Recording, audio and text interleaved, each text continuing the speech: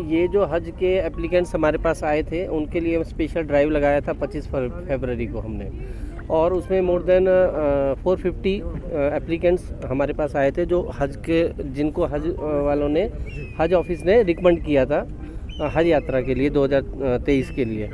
तो इसको, क्योंकि हमारे यहाँ पे एक प्रोसेस है, बिना CID और पुलिस क्लियरेंस के हम पासपोर्ट इशू नहीं करते हैं। तो इतने एक छोटा टाइम, एक शॉर्ट स्पैन ऑफ टाइम हमारे पास था, इसके लिए मैंने यहाँ पे अपने DIG साहब को, जो स्वयं साहब थे और दिलबाग सिंह जी थे हमारे DGP शायद, तो उनको स्पेशली रिक्वेस्ट किया कि जो हमारे हज के एप्लीकेंट्स हैं कम से कम उनका हमें क्लियरेंस 10 तारीख से पहले अगर दे दिया जाएगा तो हम उनको पासपोर्ट इशू कर पाएंगे, और वो अपना जो इनका होली जर्नी जो होता है ताकि वो उसमें विजिट कर सकें। तो उनका बहुत सपोर्ट मिला है हमें, CID का भी, पुलिस अथॉरिटीज़ का भी। रात को 10 बजे तक उन्होंने हमारे पास क्लियरेंस भेजा है, और हम एटलीस्ट कम से कम रात को 1:30 बजे तक हमने ये प्रिंटिंग किया है 750। उसमें कुछ नॉर्मल एप्लीकेंट्स भी हैं, तो हम उसको सेग्रीगेट नहीं कर पाए हैं कि कौन नॉर्मल है और कौन हज वाले हैं। तो सबका मैंने लिस्ट एक यहाँ पे लगाया है, जिसका लिस्ट लगा हुआ है उनका सबका प्रिंटेड पासपोर्ट मेरी कस्टडी में है, और उनके फैसिलिटेट करने के लिए कि ये मैंने सबका एक प्रिंट आउट ले लिया है, जिसमें सारा मतलब उनका पासपोर्ट का डिटेल सारा है, ताकि वो कम से कम अप्लाई कर सके, क्योंकि 10 तारीख उसमें लास्ट डेट है हज एप्लीकेशन देने का।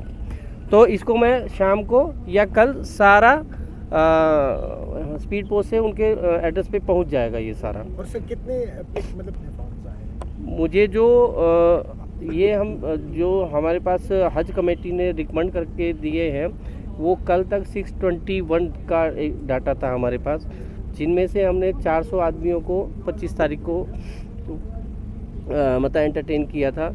इसके बाद भी क्योंकि उस दिन हमने स्पेशल परमिशन हमारे जॉइंट सेक्रेटरी हैं उनसे लिया था, उसमें थोड़ा अपॉइंटमेंट खोलना पड़ता है। 400 आदमियों का एक ही दिन में हमने जो किया, उसके बाद हमारा मतलब बाउंडेशन है कि 5 या 10 आदमियों का ही हम प्रीपोन कर सकते हैं। तो उसके बाद 3 दिन में हमने 30-40 लोगों का और किया है, जिनका हमारे पास कल तक CID से, पुलिस अथॉरिटी से क्लियरेंस आ गया, उनका हमने पासपोर्ट प्रिंट कर दिया है। उनकी लिस्ट मैंने हज ऑफिस को भी भेजी है और एक यहाँ डिस्प्ले की है, और सारा सोशल मीडिया में आपका उसमें सहयोग रहा है कि वो पूरा डिसेमिनेट हुई है। और मैं यही चाहूँगा कि ज़्यादा से ज़्यादा लोग मतलब अप्लाई कर सके उसमें, और आगे भी हम उनके साथ ये इसी तरीके का सहयोग करते रहेंगे।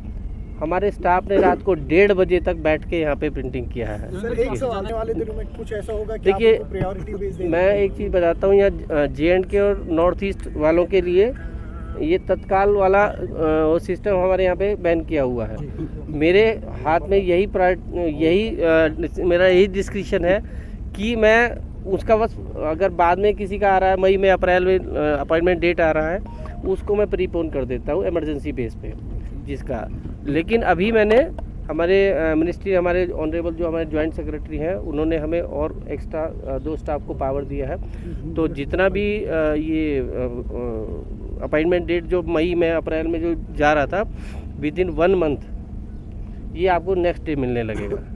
नेक्स्ट ईयर जो भी है विदिन 1 मंथ मैं अश्योर करता हूँ। जितना हमारा पेंडेंसी थी वो हमने ऑलमोस्ट आधा कर दिया 1 हफ्ते के अंदर, जब से हमारे जॉइंट सेक्रेटरी ने हमें कुछ अलग से पावर दिया है। मैंने 150 अपॉइंटमेंट रोज़ का खोला है एक्स्ट्रा, हमारे नॉर्मल जो अपॉइंटमेंट्स होते हैं, ताकि ज़्यादा एप्लीकेंट्स आएँ और उनको वो फैसिलिटेट कर सकें। मैंने आपको अभी बताया, मैंने यही अभी जैसे आप पूछ रहे हैं, छोटी बच्ची का कोई भी मेडिकल इमरजेंसी है, तत्काल का फैसिलिटी हमें नहीं दिया गया है यहाँ पे। दूसरा, कोई भी मतलब पोस्ट वेरिफिकेशन के हमें यहाँ पे नहीं अलाउड है, ठीक है। हमें CID और पुलिस अथॉरिटीज़ का क्लियरेंस चाहिए। अब हमारे पार्ट पे हम जिस दिन अपॉइंटमेंट दे रहे हैं, अगर डॉक्यूमेंट्स एप्लीकेंट पूरा लाता है तो उसी दिन हम इनिशिएट कर देते हैं पुलिस वेरिफिकेशन के लिए।